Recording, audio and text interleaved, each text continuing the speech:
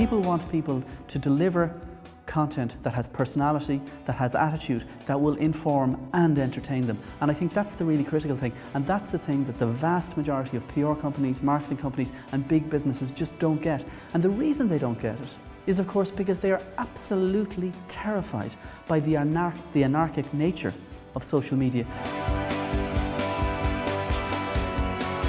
We've already seen examples in the past while where stories have now been started by the public, not by the media.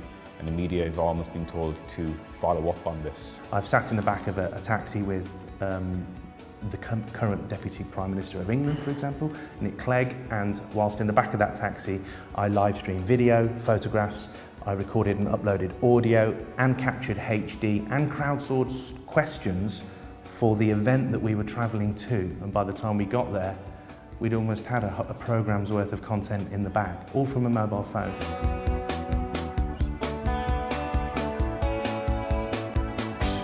I think today is going to be a very good example of Twitter, really, because people in the hall are actually going to tweet to us on the stage. So it proves it's a very good mechanism as opposed to what you might have done in the past. You'd be trying to get a microphone around the hall to people who speak. So I'm really looking forward to that.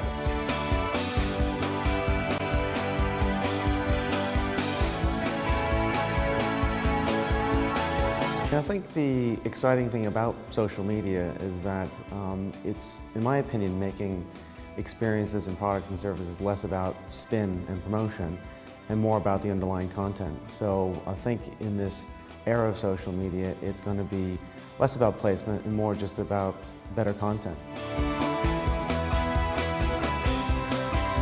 People are less likely to go and search for news articles. Now, through places like Facebook and Twitter, news is finding them.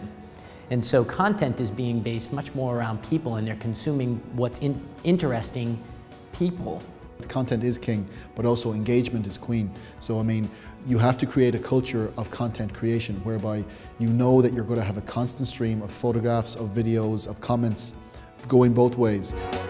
In some ways, I think because there's so much information out there, it's actually harder to get a scoop, and I think that the nature of journalism is kind of moving away from the idea of scoops now, and we're not so obsessed, or the public's not so obsessed with who has the story first. It's who has it best, who has the Twitter comments, who has the YouTube video, and where can I read it now. So I think that that's changed as well, that the emphasis is not on being the first with the story.